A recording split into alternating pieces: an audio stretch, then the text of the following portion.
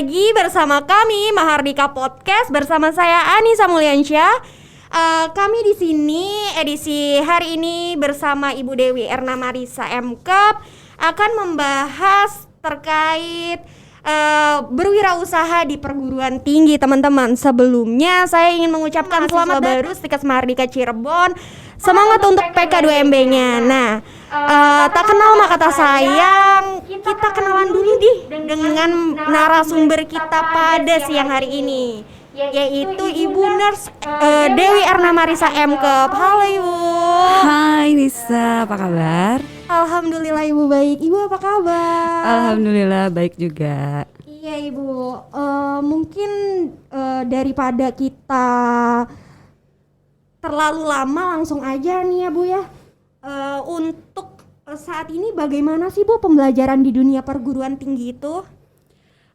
Oke. Saat ini kita memang mengalami perubahan metode pembelajaran ya. Kalau dulu kan kita ketemu langsung di kampus, kemudian saya ketemu mahasiswa, dosen ketemu dengan di lab, di kelas, kemudian mahasiswa juga bisa berinteraksi dengan dosen secara langsung. Saat ini karena memang kita lagi pandemi, kemudian kita juga mengikuti anjuran dari Menteri Pendidikan bahwa semua pembelajaran lewat online. Nah, itu menjadi satu fenomena yang sangat baru dan cukup menantang karena kita akhirnya semua serba online. Jadi kita kuliah menggunakan Google Class, kemudian menggunakan Zoom. Ada juga yang masih menggunakan e-learning dan mungkin yang ada yang masih menggunakan WhatsApp. Beda metode, mungkin ada kekurangan dan kelebihan. Cuman yang menjadi terasa sekali berubah adalah ketika ada mata kuliah praktikum. Nah, ini yang menjadi dilema. Kita sudah mencoba pembelajaran praktikum itu diakhirkan semester lalu dengan bertemu langsung. Tapi kemudian kondisi pandemiknya memburuk, akhirnya di-online-kan kembali. Nah, akhirnya kita ada kreativitas dari dosen yang harus dituntut, sehingga dosen itu diharapkan membuat sebuah video-video kreatif yang dibuat sendiri, misalkan cara mencuci tangan. Nah, dosennya yang bikin sendiri dan nanti akan diserahkan ke mahasiswa. Jadi mahasiswa melihat contoh dosennya. Adapun ada beberapa yang mungkin tidak membuat sendiri, itu dengan mengadopsi dari video-video yang memang sesuai dengan tahap-tahapan yang ada di SOP-nya masing-masing. Itu berlaku untuk semua program studi mungkin ya, teman-teman bisa merasakan sendiri. Jadi yang dituntut saat ini adalah bagaimana mahasiswa ini bisa aware, bisa memanage waktu.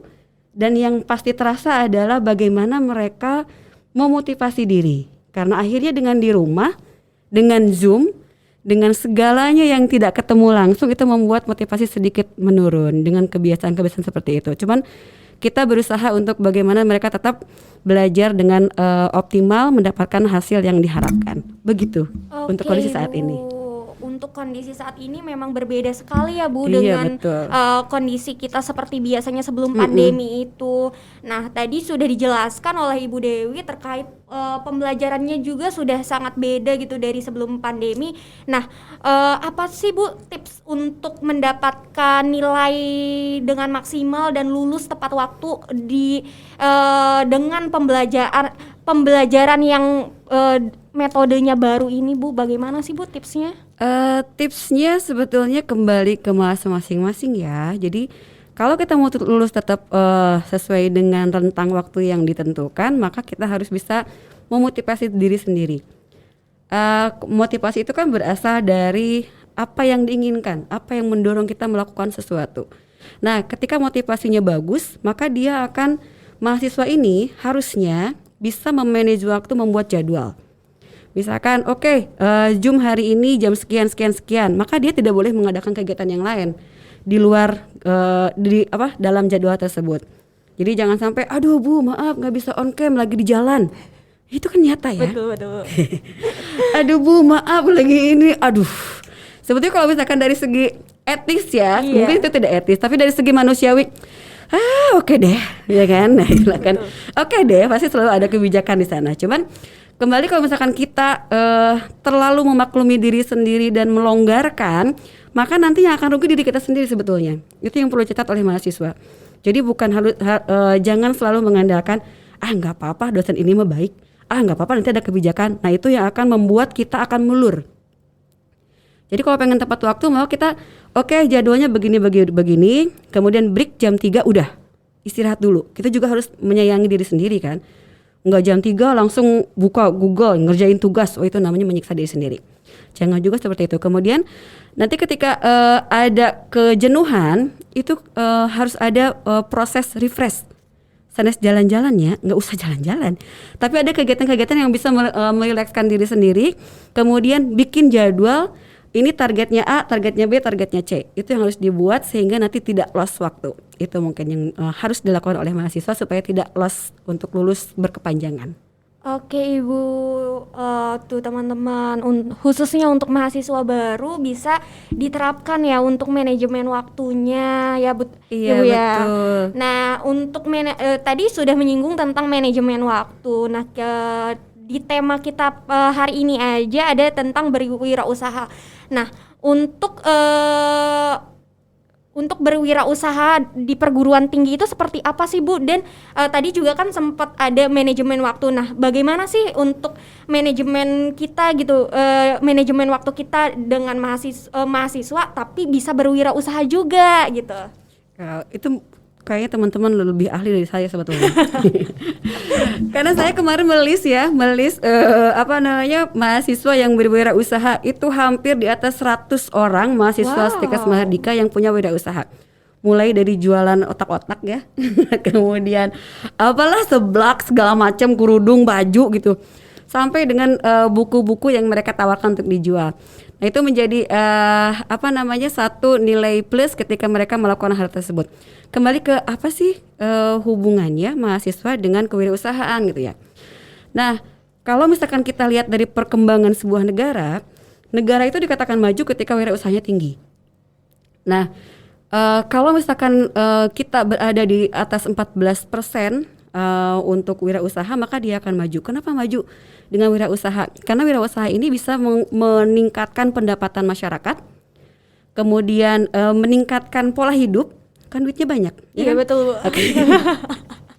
Meningkatkan pola hidup, kemudian meningkatkan kesejahteraan masyarakat, dan otomatis itu meningkatkan perputaran uang di negara tersebut. Jadi sebetulnya negara maju kalau kita lihat di Amerika itu lebih dari 12% semuanya pengusaha. No, kemudian kalau kita lihat film-film Korea ya, itu kayaknya yang jadi PNS nggak mau ya. Iya Bu, betul. Kayaknya jadi pengusaha gitu loh. Nah itu kan satu gambaran bahwa sebenarnya kewirausahaan itu akan mensejahterakan sebuah negara. Kemudian berkaitan dengan hal tersebut, semua sudah bergeser. Tidak semua orang menginginkan jadi pegawai negeri. Karena banyak lah ya kendalanya, dari waktu, dari gaji yang begitu saja mungkin ya. Karena saya juga bukan PNS. Nah kemudian kalau misalkan kita bergeser dengan paradigma tersebut, maka satu kampus itu sudah mengajarkan yang namanya kewirausahaan. Di Stikes Mahardika, di semua program studi mau kebidanan, keperawatan, kemudian RMIK, Kesmas, itu ada yang namanya entrepreneurship atau kewirausahaan. Ngapain aja? Diajarkan bagaimana cara beride kreatif. Kreatif nih, kira-kira kita bisa apa? Apa yang bisa dijual? Kita bisa ngapain? Membuat sesuatu kah? Atau menjual sesuatu? Nah beda kan, kalau membuat sesuatu berarti kita menginovasi dan kita akan menjualnya. Tapi kalau misalnya menjual, nggak punya ide nih, nggak punya duit juga gitu kan. Barangnya oke 5.000, kamu mau nggak 10.000 nih? Nah udah usaha kan. Betul. Nah itu kan, makanya di pendidikan itu sudah diajarkan untuk ke arah kewirausahaan supaya mahasiswa ini dididik kreatif, bisa menciptakan lapangan kerja. Nah itu perlu juga perubahan paradigma pekerja dengan paradigma pengusaha. Beda dong, saya karyawan, setinggi-tinggi jabatan saya karyawan. Betul. Ya kan? Bahasa kasarnya harus begini, begitu, gaji segitu gitu kan. Iya. Tapi kalau misalkan teman saya, dia pengusaha roti. Ya, dia saya PO hari ini. Misalkan ya, saya bisa menghasilkan uang dengan 3 harinya saya istirahat. Duitnya gedean dia. Nah itu kan yang membuat sebetulnya dengan, cuman bedanya adalah dia harus beride kreatif. Nggak bisa kayak Bu Dewi yang cuman ngajar, datang jam segini, kayak paling Google nyari materi ini. Ini yang tren, udah ya kan. Tapi kalau kreatif, trennya apa nih, bolu apa gitu kan. Kemudian penjualan lewat mana? Nah, itu yang membuat perbedaan antara pegawai dengan kewirausahaan. Dan kerennya, sekecil apapun usahanya, orang itu disebut dengan owner. Oh, kamu siapa? Owners kopi. Oh, owners bahasanya. Sekarang Bu Dewi siapa? Kaprodi bla bla bla bla bla. Oh, karyawan ya. Gitu kan? Jadi itu yang membuat kita harus berubah karena dunia pekerjaan itu memang tidak selalu ada. Sebetulnya begitu, tidak selalu ada dan kadang kita bukan hanya tidak selalu ada, tapi tidak selalu sesuai dengan passion. Apa itu passion? Ya dengan passion, dengan keinginan kita itu yang membuat tidak harus jadi karyawan, tapi berwirausaha aja kalau ketika kita mampu dan itu diajarkan di Stikes Mahardika. Iya Bu, Wih, teman-teman menarik sekali ya narasumber kita pada siang hari ini. Nah, tadi kan untuk di Stikes Mahardika sendiri dididik untuk berwirausaha dan dituntut untuk kreatif ya Bu ya? Iya betul. Nah, bagaimana sih Bu caranya untuk mengembangkan diri menjadi seorang wirausaha muda yang sukses Bu? Itu bagaimana sih Bu caranya? Aku bukan wirausaha nih. Saya termasuk orang yang pernah berwirausaha. Saya membuat suatu yayasan, mendirikan sekolah, bertahan sekian tahun dan akhirnya lolos juga. Nah itulah salah satu tantangan berusaha. Nah jadi kalau dibilang triksnya, kalau secara teori ya mungkin saya paham banget. Kenapa sekolah itu bisa tutup? Banyak faktornya kan, bla bla bla anything gitu kan. Cuman satu hal yang membuat pelajaran buat saya adalah ketika kita berwirausaha, satu hal kita harus totalitas tanpa batas. Kalau misalkan kita membuka suatu usaha baru, diserahkan ke orang lain, mau gede sekalipun gajinya, dia tidak akan merasa memiliki seperti kita pemiliknya. Itu yang salah. Jadi kita harus, saya buka saya lihat produknya seperti apa, cara pemasaran seperti apa, hambatannya di mana, solusinya di mana. Itu jadi kalau kata bahasa orang Cirebonnya mana tuh nyemplung gitu ya. Iya, betul. Nyemplung sekalian gitu, nggak bisa yang jadi pengusaha. Saya punya duit begini-begini, kamu gini, udah balik ke rumah, udah wassalam. Karena mereka itu hanya pekerja, tidak akan punya tanggung jawab yang besar. Kemudian ketika ada suatu tantangan, maka di situ harus berpikir bahwa tantangan ini bisa terlewati dan nanti akan ada akan ada kesuksesan di depan sana gitu. Itu yang harus diterapkan juga ketika kita mengalami kendala. Terus kemudian ketika kita melakukan sesuatu harus selalu yakin bahwa hasil itu tidak akan mengkhianati proses. Itu yang perlu diyakinkan. Jadi jangan setengah-setengah. Kemudian yakin saja dan jangan menunda peluang. Bahasakannya kalau sekarang lagi boomingnya yang via online, ya jangan pura-pura nggak tahu, ikut aja seperti itu gitu kan. Yang boomingnya beli satu gratis satu, ya sekali lagi nggak rugi mah ya der aja gitu kan. Itu namanya manfaatkan peluang sebesar mungkin. Karena belum tentu peluang itu akan datang 2 kali. Itu yang perlu dicatat mungkin ya. Betul. Gitu Nisa. Oke Bu, terima kasih banyak. Nah yang Nisa tangkap ini berarti untuk menjadi wirausaha muda yang sukses di sini itu selain kita harus pintar membaca peluang, kita juga tidak bisa mengandalkan orang gitu. Kita harus terjun langsung ya Bu ya untuk mengelolanya seperti itu. Nah, kita udah bahas banyak nih tentang berwirausaha, masih muda, sukses lagi. Nah, kembali nih Bu, untuk menjadi lulusan kesehatan di era saat ini nih bagaimana sih Bu prospek kerjanya gitu di era pandemi saat ini seperti ini gitu. Terus juga beberapa tahun ke depan itu seperti apa prospek kerja orang-orang kesehatan gitu. Oke. Kalau boleh dibilang profesi pekerjaan apa yang tidak cut ketika pandemi? Kesehatan Bu. Kesehatan, ya itu jelas. Sampai saat ini ada mahasiswa yang memang sedang program profesi dan yang SKM sekalipun ya, itu sudah waiting list. Gaya banget ya. Keren ya Bu, waiting list loh. Waiting list sampai dibilang ada nggak lulusan yang belum bekerja? Saya bilang jangan tanya ke kita, karena kita itu ketika belum wisuda pun mereka sudah banyak yang bekerja. Jadi kalau misalkan ada kriteria di di borang itu lulusan tidak menunggu 6 bulan untuk bekerja, dan emang nggak pernah ada yang nunggu 6 bulan. Paling juga sebulan, bahkan sebelum wisuda sudah bekerja. Ada prodi mungkin ya, ada salah satu prodi di Mahardika juga yang sudah hampir 50% sudah bekerja. Padahal mereka belum yudisium sama sekali, baru selesai kegiatannya keren saja. Ya, Bu. Luar biasa. Kalau peluang kesehatan itu memang termasuk salah satu profesi yang insya Allah nggak kerja lah ya bahasanya. Iya, betul.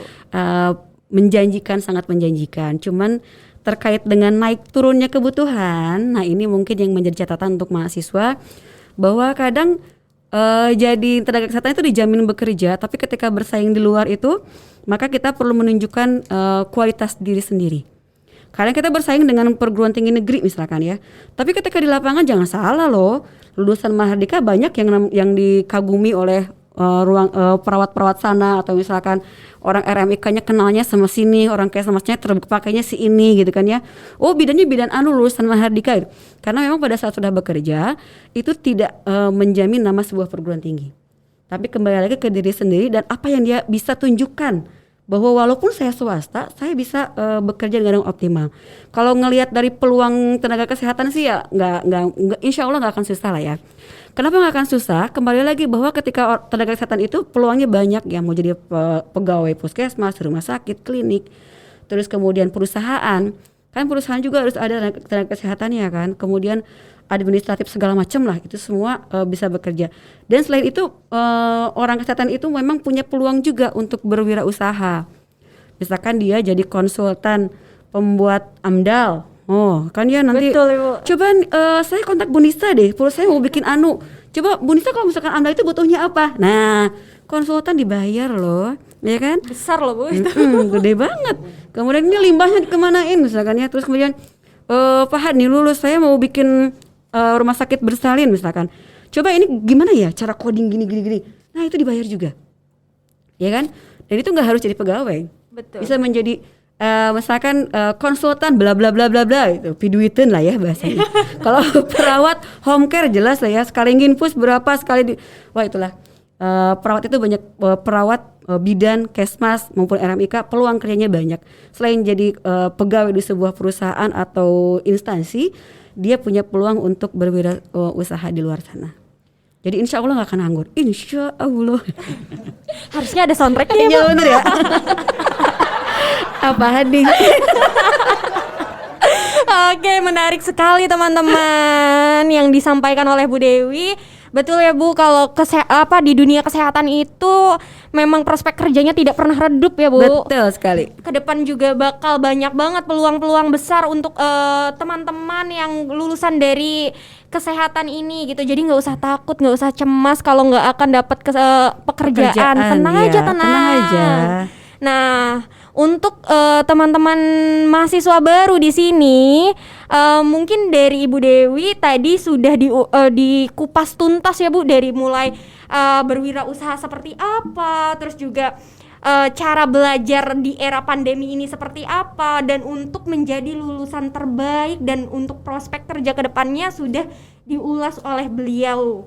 Nah, tiba di penghujung acara pada Mahardika Podcast kali ini, saya Anissa Mulyansyah undur diri bersama Ibu Dewi Erna Marisa. Terima kasih. Terima kasih teman-teman. Sampai jumpa di podcast selanjutnya.